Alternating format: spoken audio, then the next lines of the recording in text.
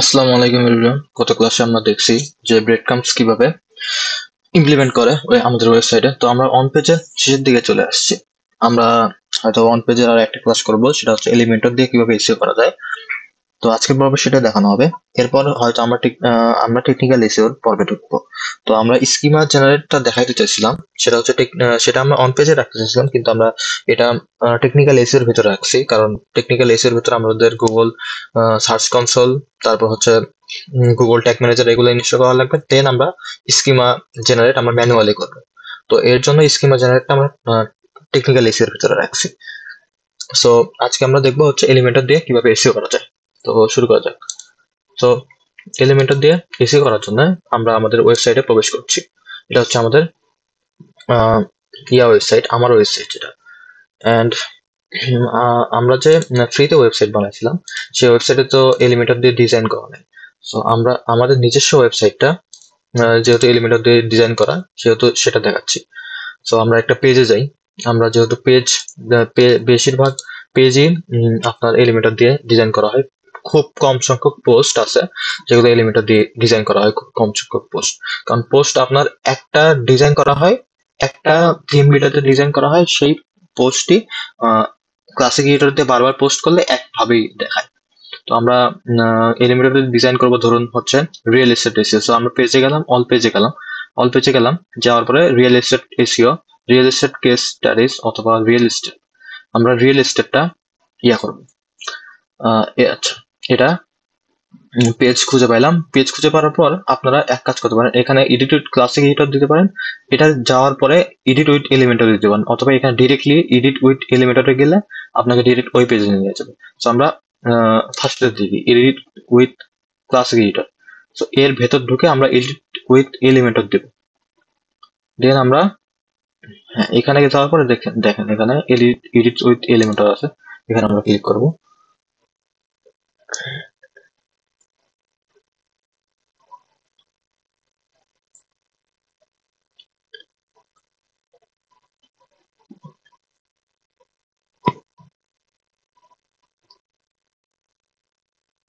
ওকে, loading হচ্ছে। তো আমরা এই পেজটা যেহেতু এলিমেন্টর দিয়ে করা, আমাদের দেখাই, আমাদের ইন্ডাস্ট্রিজ এর ভিতরে রিয়েল পেজটা এলিমেন্টর দিয়ে করা। তো আমরা দেখাই পেজটা।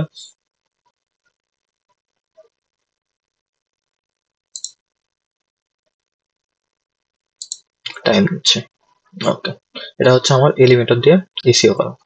হয়তো নেট স্পিড স্লো, সেই কারণে এরকম দেখাচ্ছে। সো আমরা এই পেজটা এলিমেন্টর দিয়ে এসইও করব। এসইও করে দেখব যে আমাদের কিরকম আসে, এলিমেন্টর দিয়ে কিভাবে আমরা এসইও করতে পারি। সো এমন দেখাচ্ছে, আমার কন্টেন্টটা এমন দেখাচ্ছে। ওকে, এই পুরোটা পেজটা এলিমেন্টর দিয়ে করা। সো এলিমেন্টর দিয়ে করা সেহেতু আপনার এইরকম একটা সেকশন আসবে এলিমেন্টরে। দেন ডান সাইডে, এখানে বাম সাইডে থাকবে হচ্ছে উইজেট, তারপর হচ্ছে গ্লোবাল, দেন এখানে হচ্ছে এসইও। এখানে উইজেট থেকে আপনারা হচ্ছে এগুলো নিয়ে এক ড্র্যাগ এন্ড ড্রপ করে ডিজাইন করতে পারেন। অ্যান্ড এখান থেকে গ্লোবাল, সেগুলো তো আমরা দেখাইছি কিভাবে করে। দেন হচ্ছে এটা হচ্ছে SEO part. Rag math install থাকলে আপনাদের এসইও পার্টটা ঠিকই আসবে, অথবা ইএসটিসিও ইনস্টল থাকলে এই এসইও পার্টটা আসবে। ইএসটিসিওতে আপনাদের এই শুধু এইটুকুটা চেঞ্জ হবে।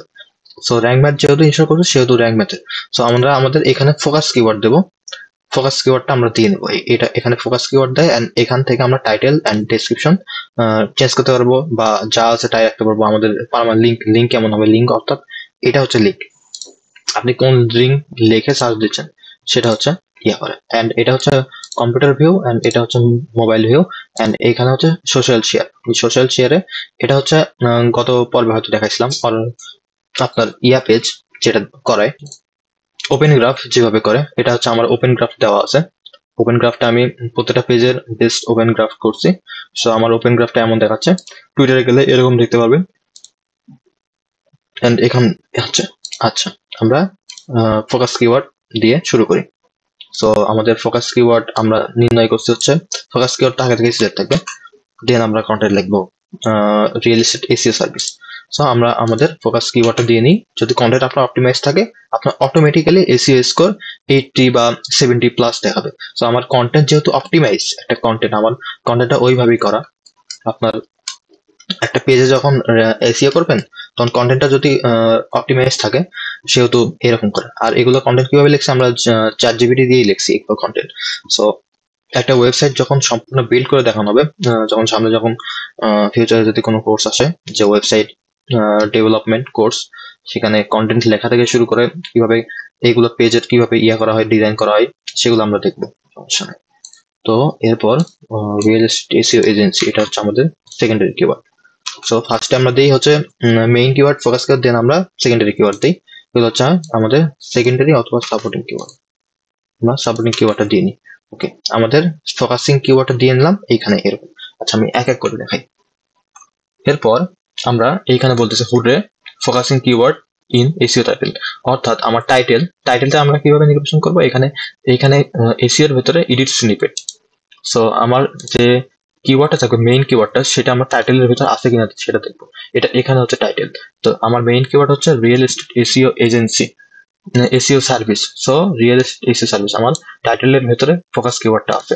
এন্ড পার্মালিঙ্ক, কি? পার্মালিঙ্ক হচ্ছে আপনার ইউআরএল, আপনার মেইন ইউআরএল এর পরে স্ল্যাশ দিয়ে যে ইউআরএল থাকবে সেটা হচ্ছে আপনার পার্মালিঙ্ক। আপনার ইউআরএল এটা অপটিমাইজ করে। এন্ড এটা হচ্ছে আমার ডেসক্রিপশনের ভিতরে আমার ফোকাসিং কিওয়ার্ডটা আছে কিনা সেটা আমরা দেখবো। হ্যাঁ, ফোকাসিং কিওয়ার্ডটা আছে।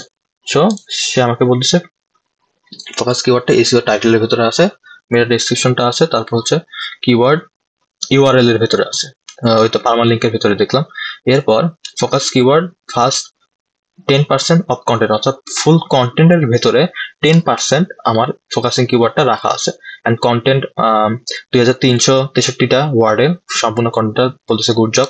এন্ড অ্যাডিশনাল কি কি মিস আছে, কিওয়ার্ড ডেন্সিটি বলতেছে খুব কম। এখানে ফোকাসিং কিওয়ার্ডটা বলতেছে যে কন্টেন্টটা খুব ভালোভাবে অপটিমাইজ করা আছে 10%-এর মতো, কিন্তু এটা এখানে বলতেছে কিওয়ার্ড ডেন্সিটিটা খুব কম, অর্থাৎ কিওয়ার্ডটা আপনার ফোকাস কিওয়ার্ডটা মাত্র 6 বার ইউজ করা হয়েছে। তো আপনি যদি আরো একটু বেশি ইউজ করেন, 10 বার বা 15 বার, যতবার মানে হচ্ছে এসইও অপটিমাইজ, আবার খুব বেশি করা যাবে না, এসইও অপটিমাইজ হতে যত লাগে। সো এন্ড এখানে বলতেছে হচ্ছে সাব হেডিং এর ভেতরে ফোকাস কিওয়ার্ডটা আছে। তারপর হচ্ছে ইউআরএল 50 ক্যারেক্টারের ভেতর। সো আমরা ইউআরএল কিভাবে জেনারেট করব, এইখানে এডিট স্নিপেটে গিয়ে যদি আপনি এখানে টাইটেল কম দেন তো আপনার ইউআরএলটা আরেকটু ছোট হয়ে আসবে। এখানে যদি ইউআরএল বেশি দেখায়, ক্রস দেখায়, তো আপনি ওখান থেকে ইউআরএলটা ছোট করে নেবেন। তারপর এখানে বলতেছে যে গ্রেট আপনার internal linking and external linking. So আমরা দেখে নিই, এখানে এসে দেখে নিই যে ইন্টারনাল লিঙ্কিং আপনি কিভাবে করবেন। ধরুন আমার এখানে ক্রস দেওয়া আছে, আমার internal linking and external linking নাই। তো আমি আমার ওয়েবসাইটে ইন্টারনাল লিঙ্কিং করবো। সো এইখানে আসবেন, এইখানে এসে এইখানে ক্লিক করবেন, আপনি অবশ্যই এখানে ক্লিক করবেন। এখানে ক্লিক করার পর বাম সাইড থেকে আপনি এডিট করবেন এখানে। কিন্তু সিলেক্ট করার সময় আপনি যেখানে সিলেক্ট করবেন সেই কন্টেনারটা আপনি সিলেক্ট করে নেবেন। মনে করেন এইখানে আপনি এডিট করবেন, এইখানে কন্টেনারটা আপনি সিলেক্ট করে নেবেন, এইখানে অথবা এইখানে, হয়তো এই কলমের কালির উপর টিক করবেন অথবা এইখানে ক্লিক করবেন।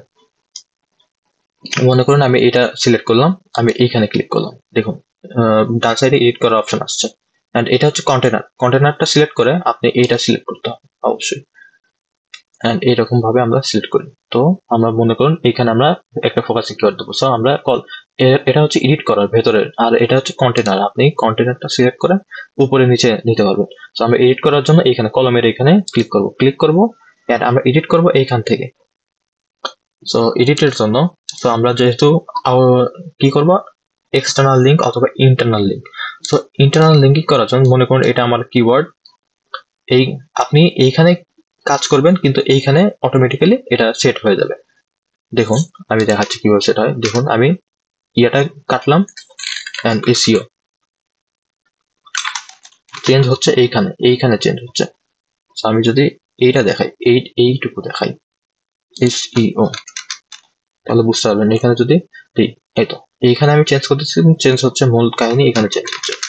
তো এরকম ভাবেই। সো আমি ধরুন একটা কিওয়ার্ড, এইটুকু কিওয়ার্ড আমি ইন্টারনাল লিঙ্কিং করব।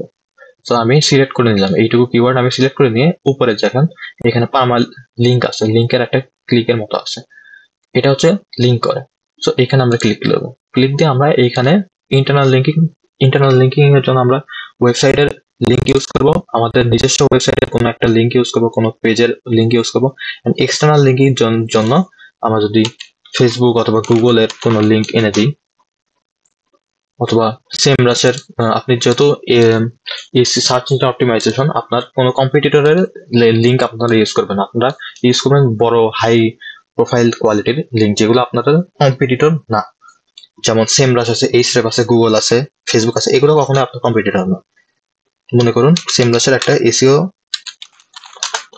সেমরাস যখন এরা কখন আপনার কম্পিটিটর হবে, আপনারা যখন ওই টাইপের বিজনেস দিবেন, ওই টাইপের কোনো একটা বিজনেস দিবেন অথবা ওই টাইপের ব্লগ পাবলিশ করবেন, তখন ওরা আপনার কম্পিটিটর হবে।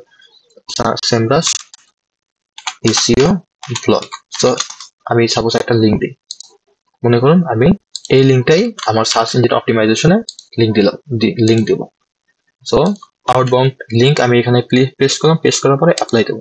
ওকে, আমার আউটবাউন্ড লিঙ্ক হয়ে গেছে। সো এখানে ক্লিক করবে, সে অন্য ওয়েবসাইটে যাবে এরকম।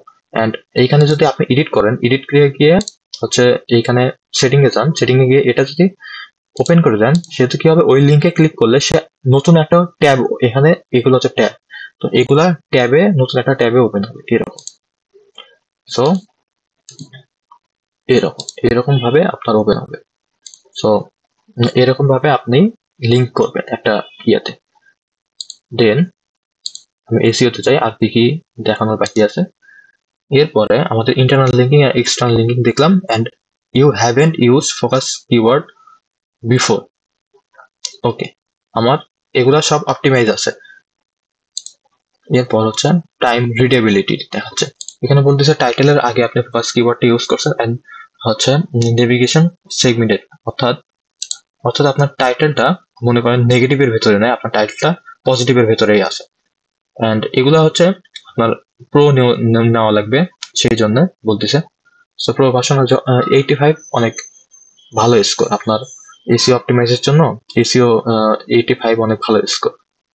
সো আপনি যদি ফোকাসিং কিওয়ার্ডটা এখানে যে ক্রসটা দেখাইছে, আপনি যদি ফোকাস কিওয়ার্ডটা আরেকটু ইউজ করেন, সো এই ফোকাস কিওয়ার্ডটা চলে যাবে।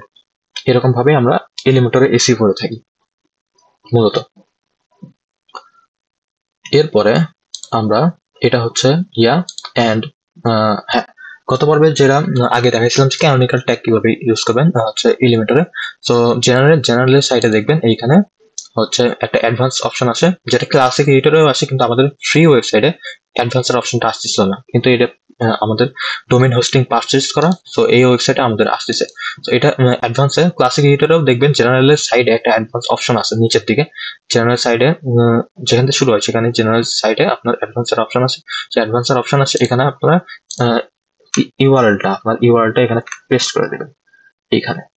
অ্যান্ড যদি রিডাইরেক্ট করা লাগে, ধরুন আপনার ওয়েবসাইটটা রিডাইরেক্ট যখন করবো আমরা, ব্রোকেন লিঙ্ক যখন ফেস করবো, তখন আমরা রিডাইরেক্ট সম্পর্কে জানবো, এখন আপাতত না জানলেও চলবে। এরপর আমরা স্কিমা কিভাবে জেনারেট করে তখন আমরা তখন জানবো, যখন আমরা স্কিমা জেনারেট করব। মনে করুন এলিমেন্টর দিয়েও কিভাবে স্কিমা জেনারেট করে, এলিমেন্টরে কিভাবে এফএকিউ এর স্কিমা জেনারেট করে, সেটা আমরা দেখবো সামনে টেকনিক্যাল এসের পর্বে। তারপর এটা হচ্ছে সোশ্যাল শেয়ারের জন্য আসছে। তো এইভাবে আমরা মূলত করে থাকি। সো আমরা কন্টেন্ট অপটিমাইজেশন পর আমরা ক্যানোনিকাল ইউআরএলটা দেবো, এরপর আমরা স্কিমা জেনারেট করবো। স্কিমা জেনারেট করার পর আমরা হচ্ছে এখানে সোশ্যাল শেয়ারের জন্য অরফান ওপেন গ্রাফটা দিয়ে দেবো। দিলেই আপনার সম্পূর্ণ এসিও হয়ে যাবে। এসিও স্কোর মোটামুটি ভালো আসবে, 85 বা 85 অনেক ভালো স্কোর, 85 থেকে 90 এর মতো চলে আসবে। সো এইভাবে আমরা এসিও করে থাকি অন পেজ আপনার এলিমেন্টরে, আমরা এইভাবে এসিও করে থাকি। তো আজকের মতো এইখানে, আসসালামু আলাইকুম।